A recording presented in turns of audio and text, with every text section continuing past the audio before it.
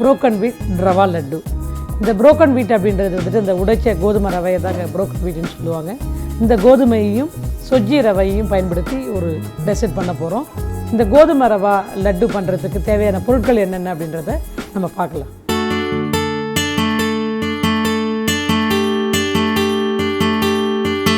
கோதுமை ரவை 1 கப், சொஜ்ஜி ரவா அரை கப், உடைத்த முந்திரி பருப்பு 25 கிராம், சர்க்கரை தூள் 100 கிராம், ஏலக்காய் தூள் சிறிதளவு, பால் 100 மில்லி, நெய் 25 கிராம்.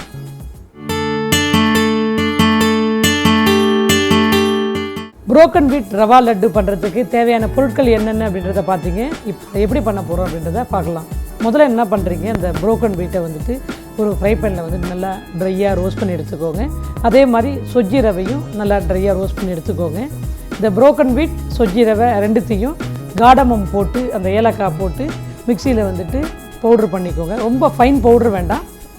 நம்ம இட்லிக்கு பொடி அரைப்போம் பார்த்திங்களா, அதை மாதிரி கொஞ்சம் கோரஸாக கொஞ்சம் அரைச்சிக்கோங்க. ஏன்னா இதுவும் புரோக்கன் அதுவும் புரோக்கன் கொஞ்சம் மிங்கிள் ஆகணும் அப்படின்றதுக்காக தான் அதை வந்து நம்ம பவுட்ரு பண்ண சொல்லுது. இந்த மாதிரி பவுட்ரு பண்ணி எடுத்துகிட்டு அதை வந்துட்டு ஒரு பவுலில் போட்டுக்கோங்க.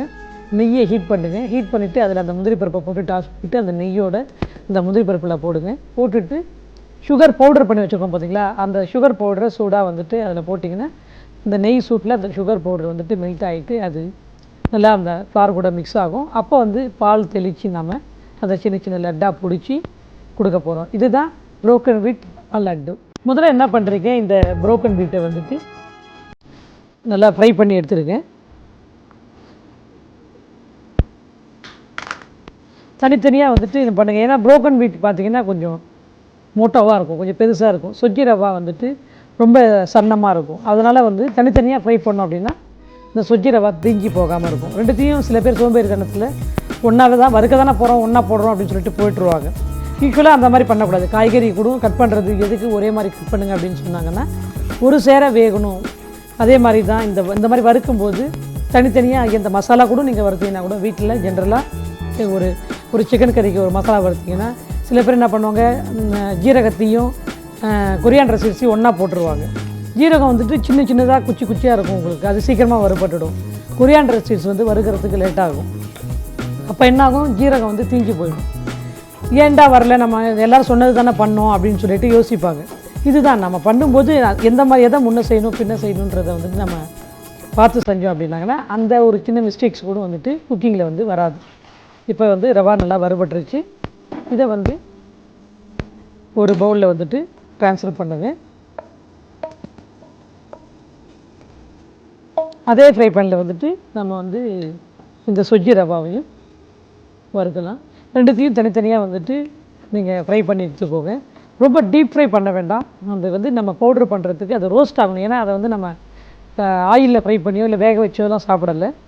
அதனால் வந்து நம்ம அதில் கம்ப்ளீட் ரோஸ்ட்டாக இருக்கணும். ஆனால் கருக விட்டுறக்கூடாது. இந்த ரவா வந்து ஜென்ரலாகவே ரவா வந்து ராவாக சாப்பிட்லாம். இதை வந்து நம்ம ரோஸ்ட் பண்ணுறதுனால வந்துட்டு எந்த ஒரு இதுவும் கிடையாது. இதில் வந்துட்டு எக்ஸ்ட்ராவாக வந்து நம்ம எந்த பொருளும் சேர்க்க போகிறது கிடையாது. சிம்பிளான விஷயங்களை வச்சு தான் நம்ம வந்துட்டு இந்த டெசர்ட் பண்ணுறோம்.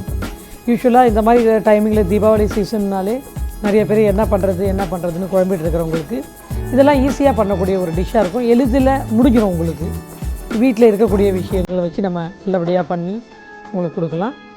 ரவா வந்து நல்லா பொரிஞ்சதுக்கப்புறம் நீங்கள் வந்துட்டு அதில் இந்த ரவையும் அந்த ஏலக்காவும் சேர்த்து ஒன்றா வந்து பவுட்ரு பண்ணி எடுத்துட்டோன்னா இந்த ரவா லட்டு சீக்கிரமாக நம்ம பிடிச்சிக்கலாம். ரவா நல்லா ஃப்ரை ஆகிடுச்சு. இந்த ரவாவை இதை கூட நம்ம வந்துட்டு சேர்க்கலாம்.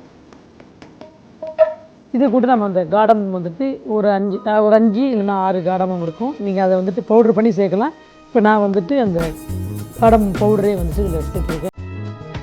இதை வந்து முதல்ல நான் வந்துட்டு பவுட்ரு பண்ணிக்கிறேன்.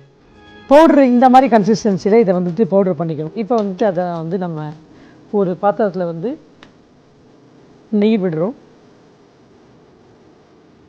நெய் ஒரு 25 கிராம் நெய் வந்துட்டு அதில் விடுங்க. நெய் கொஞ்சம் மெல்ட் ஆனவுடனே நம்ம வந்து அதில் க்ரஷ் பண்ணி வச்சுருக்கிற அந்த கேஷ்யூ நட்டை வந்துட்டு அதில் ரோஸ்ட் பண்ணிக்கோங்க. இந்த நெய் இது ரோஸ்ட் ஆகிறதுக்குள்ளே நம்ம ரெடி பண்ணி வச்சுருக்கிற சுகரை வந்துட்டு பவுடர் பண்ணி வச்சுருக்கிற சுகரை இந்த இதில் போட்டுக்கோங்க. அதை வந்து இதோட சேர்த்து நல்லா மிக்ஸ் பண்ணிவிட்டு இப்போ வந்து இந்த கேஷ்நட் வந்துட்டு இந்த நெய்யில் வந்துட்டு ஃப்ரை ஆகிருக்கும். இதை நம்ம இதில் மேலே போடணும்.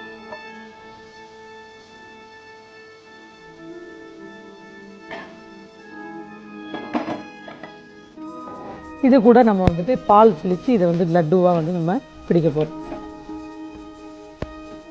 ரொம்ப ஒரு டேஸ்டான அந்த நெய்யும் அந்த கோதுமையில் சுட அந்த நெய்யை வந்து அந்த கோதுமை மாவில் போடும்போது பார்த்திங்கன்னா நல்ல ஒரு ஃப்ளேவர் உங்களுக்கு வரும். இப்போ இதை வந்து நம்ம பால் தெளித்து லட்டாக இந்த மாதிரி வந்துட்டு நல்லா மிக்ஸ் பண்ணிக்கோங்க. மிக்ஸ் பண்ணிக்கிட்டு பால் கொஞ்சம் குடிக்கும்போது கொஞ்சோண்டு லைட்டாக பால் போட்டிங்கன்னா பைண்டிங் வந்துட்டு உங்களுக்கு நல்லாயிருக்கும். இப்போ பால் வந்துட்டு தெளிச்சிட்டு அதை வந்து நல்லா மிக்ஸ் பண்ணி லட்டு மாதிரி பிடிச்சிட்டிங்கன்னா அந்த சுகரோட அந்த பால் மிக்ஸ் ஆகிட்டு குடிக்கிறதுக்கு ரொம்ப இலகுவாக ஒரு இதாக வந்து உங்களுக்கு அந்த லட்டு வந்து அமையும். நம்ம நெய் வந்து ஏற்கனவே போட்டுக்கிறதுனால இந்த சுகரோட சேர்ந்து நல்லா ஷைனிங்காக வந்துட்டு உங்களுக்கு அந்த லட்டு வந்து வரும். லட்டு பிடிக்கிறது உங்களுக்கு சொல்லித்தர வேணாம், நீங்கள் நல்லாவே லட்டு பிடிப்பீங்க. இந்த மாதிரி சின்னதாக பெருசாக வேணும்னா பெருசாக பிடிக்கலாம். ஜெனரலாகவே சின்னதாக போட்டிங்கன்னா வேஸ்டேஜ் அவாய்ட் பண்ணலாம். சில பேருக்கு வந்துட்டு விரும்பி சாப்பிடுவாங்க, சில பேருக்கு டெய்லி எனக்கு லிமிட்டாக போகுது அப்படின்வாங்க. அந்த மாதிரி சின்னதாக இருந்துச்சுன்னா பிடிச்சிருந்தா 2ஆக கூட சாப்பிட்லாம். பெருசாக இருந்துச்சுன்னா பாதி சாப்பிட்டு மீதி வச்சுட்டு போவாங்க, வேஸ்ட் ஆகும். அதனால் உங்களுக்கு தகுந்த மாதிரி சைஸில் வந்துட்டு நீங்கள் அதை வந்து பிடிச்சி எடுத்துக்கலாம். இந்த மாதிரி எல்லா லட்டும் பிடிச்சி வச்சுக்கோங்க. நீங்கள் பிடிச்சி இந்த மாதிரி பிடிச்சிட்டிங்கன்னா சீக்கிரமாக வந்துட்டு இந்த புரோக்கன் வீட்டு ரவா லட்டு ரெடி ஆகிடும். யூஸ்வலாக வந்துட்டு லட்டு வந்துட்டு ரவாவில் பண்ணி பார்த்துருப்பீங்க. இப்போ நம்ம வந்துட்டு அந்த கோதுமை ரவாவில் வந்து கொஞ்சம் வித்தியாசமாக பண்ணியிருக்கோம். நிறைய பேர் வந்துட்டு இது வந்து நீங்கள் வந்து ஒரு டயபெட்டிக் இருக்கிறவங்க கூட இந்த வந்துட்டு ரெகுலர் சுகர் ஆட் பண்ணாமல் அந்த வந்துட்டு அந்த சுகர் ஈக்குவல் வந்து அந்த மாதிரி ஆட் பண்ணிக்கலாம். இந்த மாதிரி வந்துட்டு எல்லாத்தையும் வந்து ரோல் பண்ணி எடுத்து வச்சுக்கோங்க. ரோல் பண்ணிவிட்டு இதை வந்து தனியாக ஏதாவது உங்களுக்கு பிடிச்ச இதில் வந்து இந்த லட்டை வந்து அழகாக வந்து டிசைன் பண்ணி சாப்பிட்றதுக்கு எப்போ வேணுமோ அப்போ நீங்கள் வந்து இது வந்து ஒரு நல்லா ஒரு ஏர்டைட் கண்டெய்னரில் கூட நீங்கள் வந்துட்டு இந்த லட்டை வந்து ரோல் பண்ணி வச்சுக்கலாம். மேலே வந்துட்டு கொஞ்சம் கேஷ்யூநட் போட்டு கூட இதை வந்து நீங்கள் சர்வ் பண்ணலாம். இதுதான் புரோக்கன் வித் ரவா லட்டு. கண்டிப்பாக ட்ரை பண்ணி பாருங்கள், ஃபீட்பேக் சொல்லுங்கள்.